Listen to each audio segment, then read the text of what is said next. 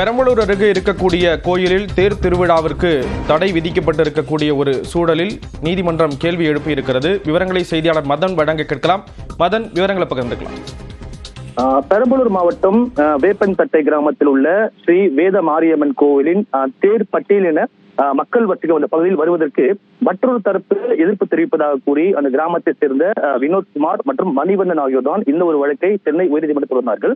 அந்த மனுவை பார்க்கும்போது அதாவது பட்டியலின மக்கள் வசிக்கும் தெருக்களில் தேர் வருவதை உறுதி செய்ய ஆட்சியர் உள்ளிட்டோருக்கு உத்தரவு வேண்டும் என்று தெரிவித்திருந்தார்கள். இந்த மனுதான் இன்று நீதிபதி வேலுகுரு முன்பு விசாரணைக்கு வந்தது.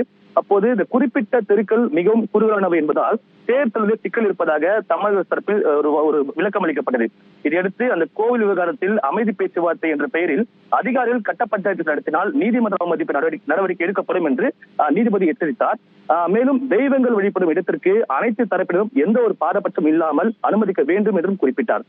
பின்னர் இந்த குறிப்பிட்ட தெருவுக்குள் தேர் செல்ல முடியுமா, அந்த சாலையின் அகலம் என்ன, தேரின் நீளம் என்ன, அகலம் உள்ளிட்டவற்றை ஆய்வு செய்து அந்த அறிக்கை தாக்கல் செய்ய வேண்டும் என்று தற்போது பெரம்பலூர் மாவட்ட சட்டப்பணிகள் ஆணையக்குழுவுக்கு உத்தரவிடப்பட்டு இந்த வழக்கு விசாரணை மீண்டும் ஜூலை 8ஆம் தேதிக்கு தள்ளி வைக்கப்பட்டுள்ளது.